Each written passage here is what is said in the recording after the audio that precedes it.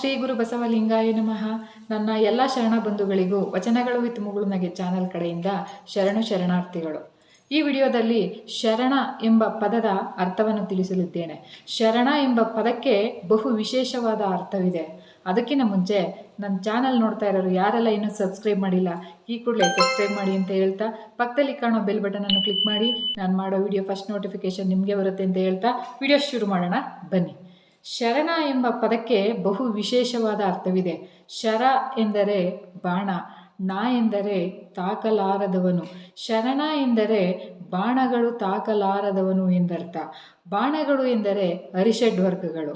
ಕಾಮ, ಕ್ರೋಧ, ಲೋಭ, ಮೋಹ, ಮದ, ಮಾತ್ಸರ್ಯ ಎಂಬ ಬಾಣಗಳು ತಾಕಲಾರದವನೇ ನಿಜವಾದ ಶರಣನು.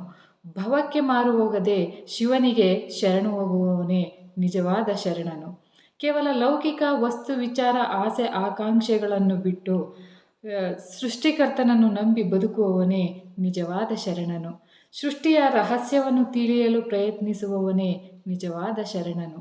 ಶರಣರ ಧರ್ಮ, ವಚನ ಸಾಹಿತ್ಯ, ಮನುಕುಲದ ಮಹತ್ವವನ್ನು, ಬದುಕಿನ ಸಾರ್ಥಕತೆಯನ್ನು ಮನವರಿಕೆ ಮಾಡಿಕೊಡುವವನೇ ಶರಣನು. ಧನ್ಯವಾದಗಳು.